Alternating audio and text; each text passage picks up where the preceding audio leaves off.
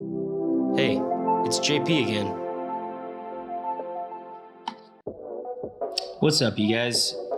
Sorry for taking a week off. I actually went on a little vacation down to Southern California. I got to see some of my old friends, which was actually pretty dope. Other than that, here we are just doing a quick face shield on a model, and then I'm doing it on my own, trying to kind of draw her face and also just kind of trying to draw the same angle that she's at.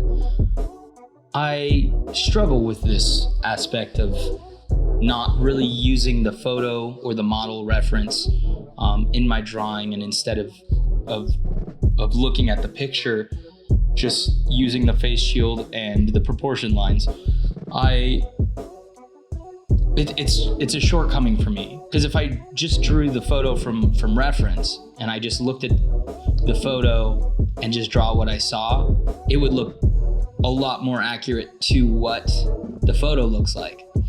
But I don't want to have to look at a photo reference every time, and so I'm trying not to use like the color schemes that she's using or the exact like facial things that she's using. I mean, there's a lot of similarities because I still obviously used her as a reference, but I'm trying to just stick to the proportion lines I drew as a reference. Now, that being said, as you can see right off the bat, I put her eyes in my drawing way too high on the forehead, which I didn't really realize in the moment, which is fine.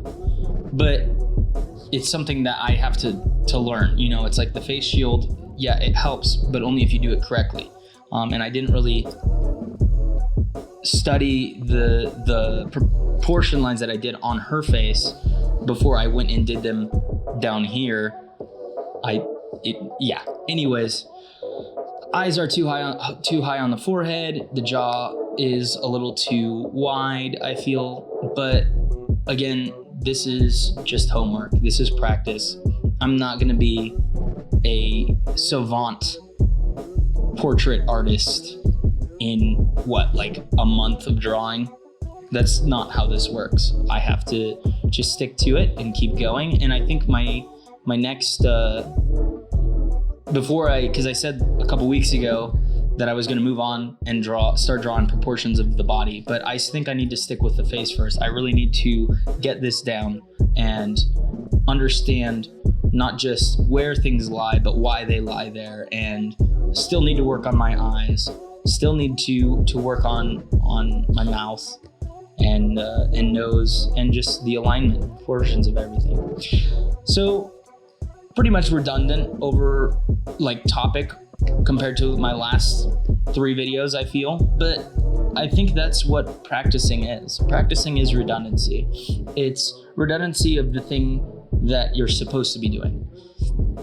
I used to do wrestling. We did freestyle, and man, we would sit there and try the same exact throw or the same exact grapple all class. One class would be completely devoted to like one technique, and you know, after you do it a couple times, you're like, okay, like this is rough. This isn't fun anymore. But also, you're not going to learn it just from trying it the first time. Just because you learn something new doesn't necessarily mean that the next time that you go try it, it's just going to pan out perfectly. You're going to have to learn, like, technique is half the game, right?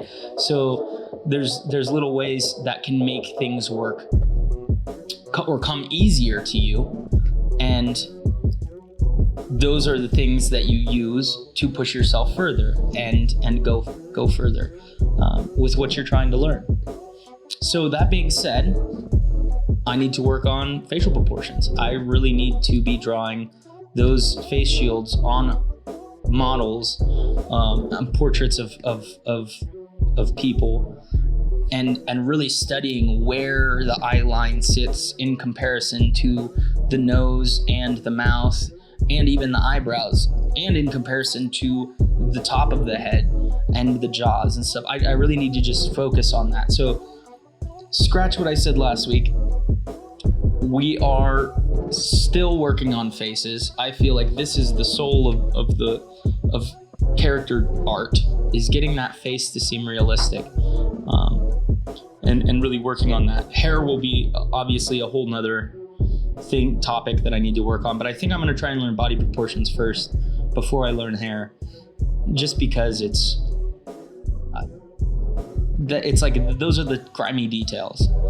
As far as hair goes, I am not even close to where I want to be, but I feel like I need to be able to draw people before I go and start like, oh, I can draw the perfect, afro, or I can do the greatest fade. I can draw a fade really well. It's like, well, that's great, but can you draw the person that is going to have the fade?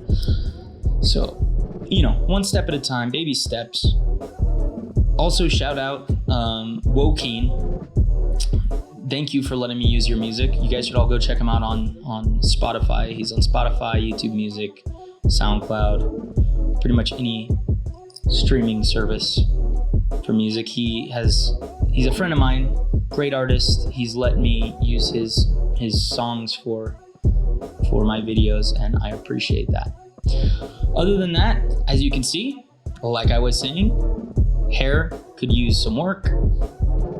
Mouth could definitely use some work. She got some lumpy lips, but that's fine. Really trying to get, I still haven't watched a shading tutorial yet. We're just practicing. This is like week 2 technically of like a college class. It's like, okay, you learned some basics, you went over the syllabus. Now it's kind of just barely diving into the homework.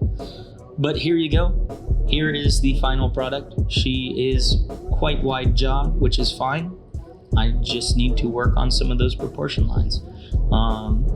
Still turned out better than I personally thought it would.